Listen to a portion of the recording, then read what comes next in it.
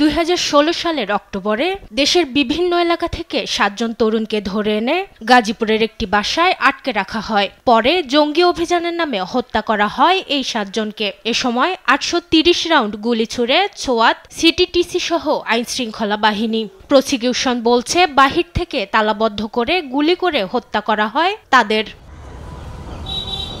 সোমবার এক পরিবারের অভিযোগের ভিত্তিতে এই মামলায় আন্তর্জাতিক অপরাধ ট্রাইব্যুনাল 1-এ সাবেক আইজিপি জাভেদ পাটোয়ারি, সে সময়ের গাজীপুর মেট্রোপলিটন পুলিশের প্রধান হারুনুর রশিদ, সিটিটিসির প্রধান মনিরুল ইসলাম সহ 5 জনের বিরুদ্ধে গ্রেপ্তারি পরোয়ানা জারি করে আন্তর্জাতিক অপরাধ ট্রাইব্যুনাল।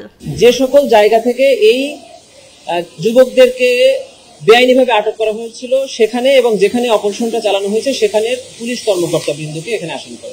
এদিন চানখারপুলের মানবতা বিরোধী অপরাধ মামলায় সাক্ষীকে হুমকি ও ভয়ভীতি দেখানোর ঘটনায় হাজির হন বংশাল থানার ওসি। ট্রাইব্যুনাল তাকে বলেন, সাক্ষীর নিরাপত্তায় সব রকম ব্যবস্থা নিতে হবে। কোর্ট বলেছেন, সে যে দলেরই হোক, যে পক্ষেরই হোক, আইন তার গতিতে চলবে এবং ইন্সপেক্টর সাহেবকে বলেছেন যে উনি যেন ওনার প্রফেশনালিজম দেখানোর ক্ষেত্রে কোনো রকম কার্পণ্য না করে ট্রাইব্যুনাল সকল রকম সহায়তা ওনাকে দিবেন। এই ক্ষেত্রে এদিন শেখ হাসিনা আসাদুজ্জামান খান কামালের বিরুদ্ধে 5 দিনের সাক্ষ্য গ্রহণ হয়। সাক্ষী দেন আরও 3 জন।